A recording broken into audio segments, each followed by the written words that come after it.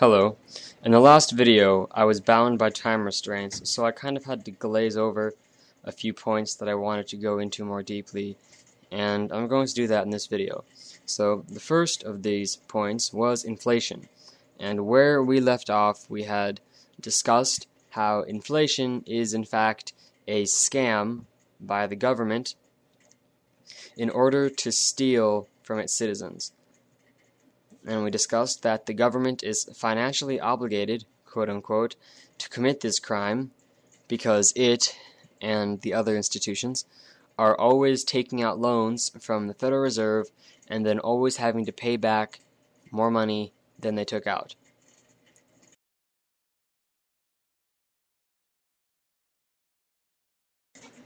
So before we talk about inflation, let's talk about debt, because I'm pretty sure these two things are kind of related.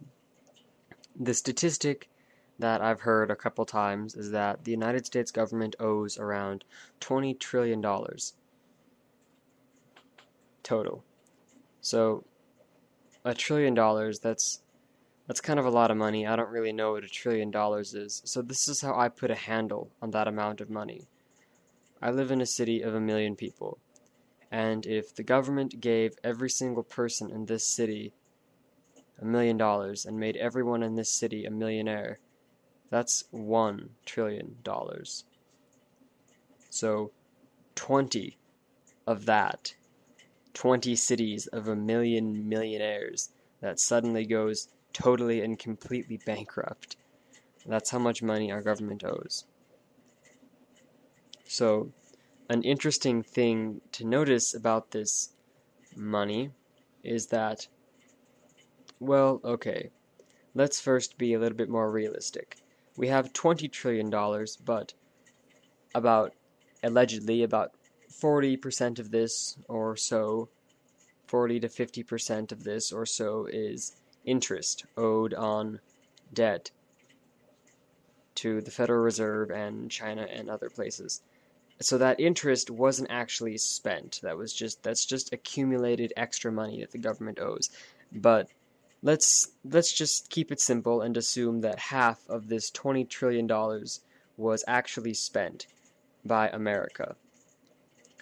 What's interesting about this massive amount of money, which we are roughly assuming to be $10 trillion, $10 trillion, this money was all spent in the last 30 years.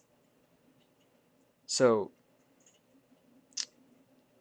now the oddity is that, let's take a look at this. If I go to the bank and I take out a loan for a ridiculously huge amount of money,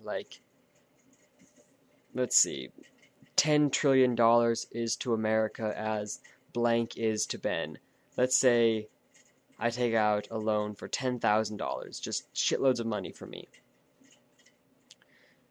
Now, if I don't find a way to pay the interest on this $10,000, I'm going to be the bank's slave. But for right now, I'm fucking loaded.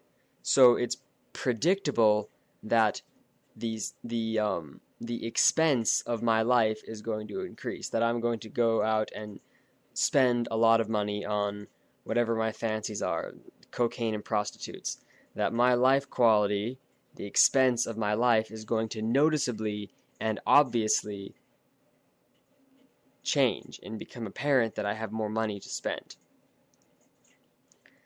So during this 30 or so year period where all this money was just being spent, this $10 trillion,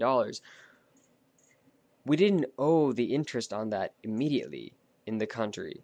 So you'd think that the people in this country, that the American life quality would become reflective of the fact that there was a lot more money in the system. So if we take a look at this and compare these 30 years from 1970 to the 2000s, and we compare these 30 years to the 20 years before this drastic increase we see, we compare it to the 1950s to the 70s, or like 1950 to 1970, what we actually see is that the American expense of life has gone up and the quality of living has gone down in these 30 years with all this extra money.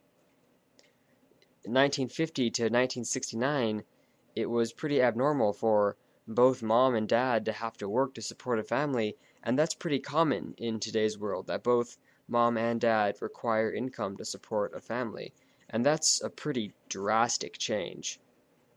So, what the fuck happened to this money if it was not spent for the American people, and how come all this money didn't really have any influence?